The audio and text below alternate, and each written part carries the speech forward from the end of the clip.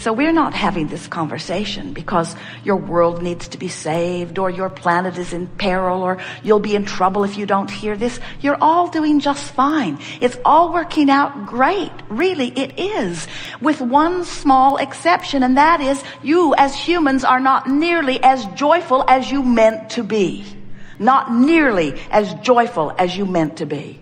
You said, I am source energy. A part of me will come forth. I will explore contrast and I will come to new decisions. And when a new decision is born out of me, I will feel the birthing of it and a momentary feeling of enthusiasm.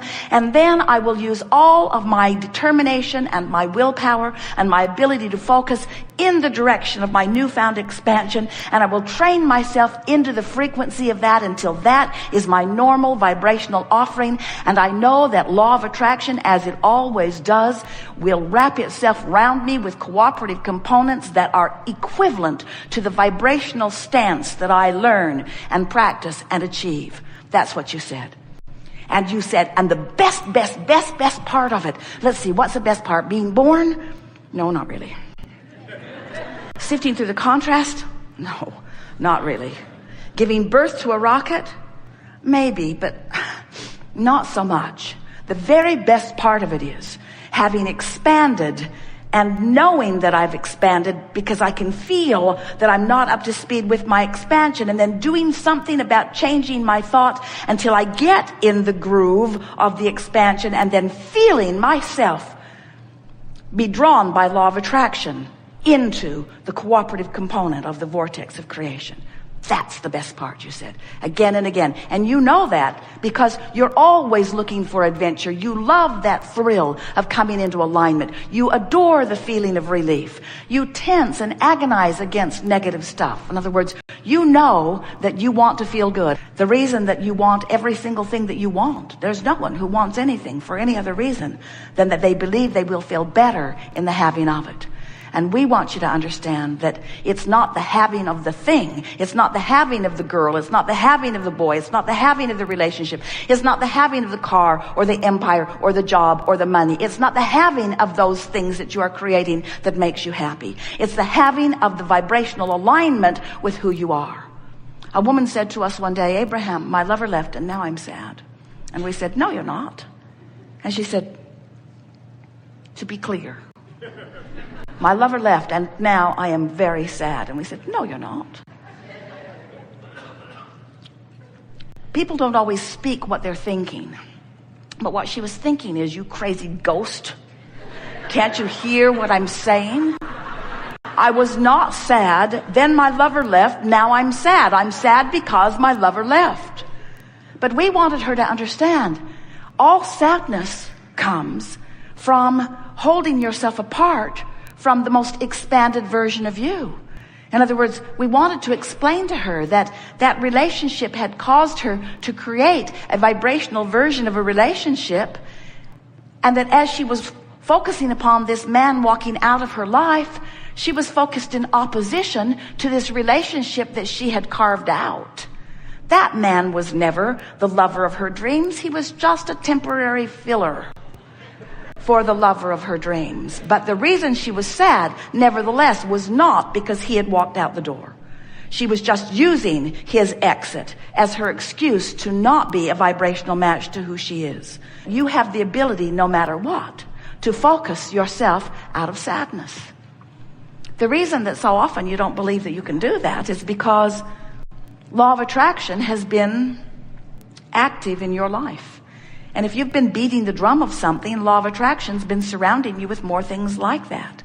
So when you get going on something, and it's a far cry, a far vibrational cry from who you really are and all that you've expanded to, you feel bad. And then you begin making a sort of art of feeling bad.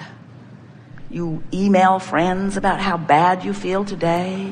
You blog about it. You talk to your friends about it. You think about it. Someone said to us, it feels like my thoughts are thinking me. It doesn't feel like I have any control over my thoughts. I try to think more positive thoughts, but I just keep going back and going back and going back. And that's really what we're going to talk about here today. We want to show you how, if you stop doing that thing you do that's holding you apart from who you are, you'll move easily back to who you are. You don't have to. In fact, it's not even possible. It's certainly not a good idea to take something that's really bothering you, and in the middle of it really bothering you, try to talk about it in a shiny, brighter, fluffier way. Because the more you try to do that, the more it will just backlash, and the more you will defend your negative position. We want you to understand that just like the cork will bob on the surface of the water, oh, you can hold it under the water, but when you let go, it will bob right back up there. We want you to understand that you will bob right back into your vortex when you cease beating the drum of things that hold you in a resistant vibrational attitude. So, why are we talking to you? Well, you've summoned us, but what's this all about? What is this knowledge that we are helping you to remember or find resonance with? What's its value to you? Why is it of advantage for you to understand that you are the creator of your own reality? Why is it of advantage for you to recognize that there are two vibrational aspects of you going on in every moment that you are focused in this physical body? Why is it important for you to know that these two aspects exist and that there is an emotional bond between them that lets you know how aligned you are with what you have created and its furthest extension, or how resistant you are to it? Well, it's not important in the sense that the longevity of your planet is at stake, because it isn't. Well-being is assured.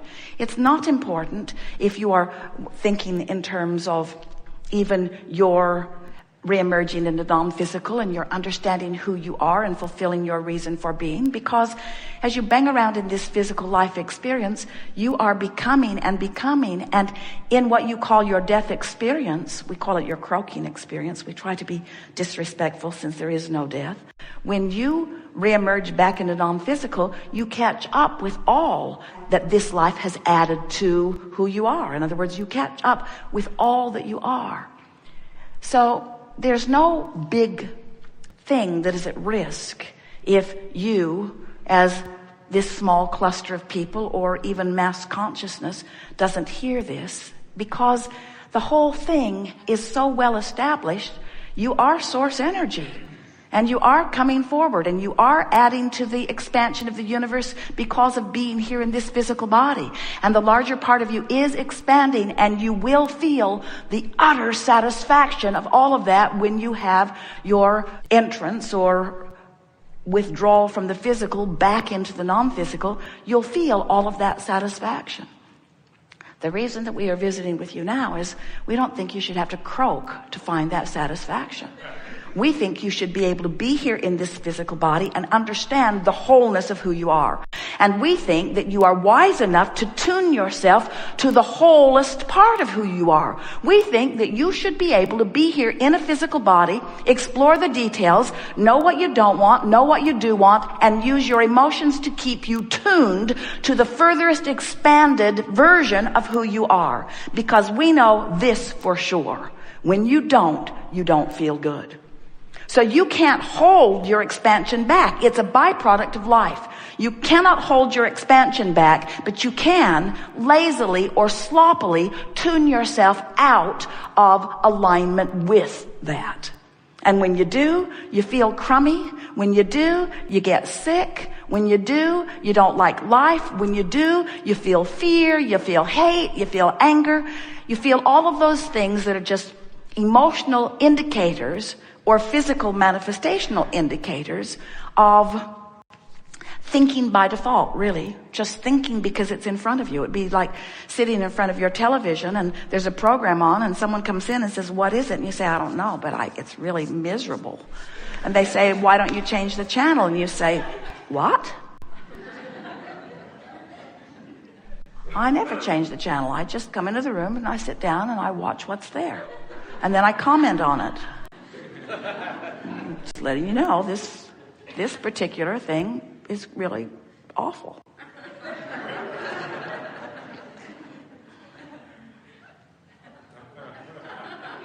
We're not kidding. That's mostly what you do. You read the front page of the newspaper and you have a knee-jerk response to it. You watch CNN and you have a knee-jerk response to it. And Your kids call or your neighbors do something, and you just look around and you respond. You just observe and respond and observe and respond and observe and respond. The good news is, every time you observe and respond, you launch a rocket of improvement. But if you don't do something about then tuning yourself to the improvement, then what happens is your life gets away from you. That's why the longer people live in their bodies, the ornerier and the sicker they usually get. Because life kept causing them to expand, but they didn't go. They just kept watching the same channel. They just kept observing and commenting on what they were observing. So this Art of Allowing workshop, this is about the art of allowing what? The art of allowing me in my physical human body, with my physical mind, with my physical ability to focus, is about me using my ability to focus myself into alignment with the furthest that I have become. And that is where true satisfaction comes from. Moment to moment to moment satisfaction. Nothing is more delicious than to explore life and know what you don't want and know what you do want, and then recognize that you've expanded. You can tell because you feel uneasy. You've expanded to a new place, but you've got chronic habits of thought that aren't letting you go there. What we want to introduce to you in a way that you can really feel it, and in a way that we would like very much if it evokes a new decision within you, we want you to be on the quest for the path of least resistance. And we want you to understand that the path of least resistance is this viable, magnificent path because the source within you has already carved it out. All of these rockets of desires that you put over here into this vortex of creation have put a powerful, powerful point of attraction into motion, where all cooperative components have been assembled. So the question that this workshop asks of you and will help you answer is, are you a cooperative component of your own creation? We want you to get it. You are the creator of you. You have created a prosperous, healthy, vital, alive, good feeling, good timing, very exhilarated version of you into your vortex of creation. And you've got to find ways of focusing yourself into alignment with that before you can, in this moment, in real time, experience the true version of who you are. You are not meant to be fragmented beings. You are meant to see your life through the eyes of Source. You're meant to understand your world from the viewpoint of Source. Life is supposed to be good for you, not just eventually, but right now. You're supposed to feel good, not just eventually, but right now. Everything that you're living right now is what life is. It's always right here, right now.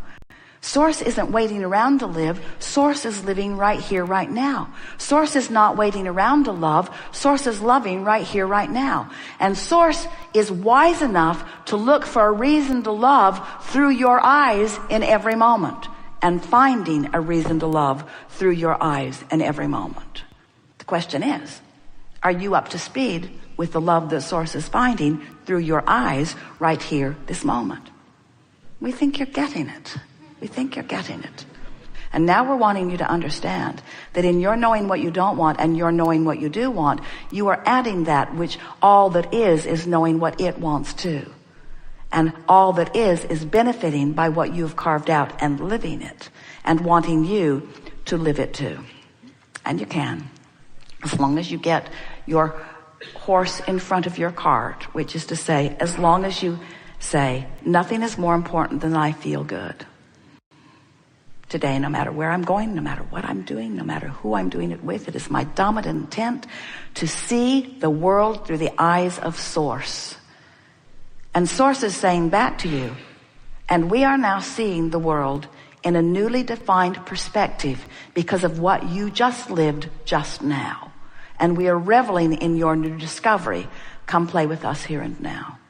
We've enjoyed this interaction immensely. It is exhilarating to come together with those like you who are taking thought beyond that which it has been before. And nothing is more satisfying to us than to speak in ways that you are ready to hear, to bring you more fully into allowing the fullness of that which you are becoming, but even more definitively spoken, into that which you are allowing all of us to become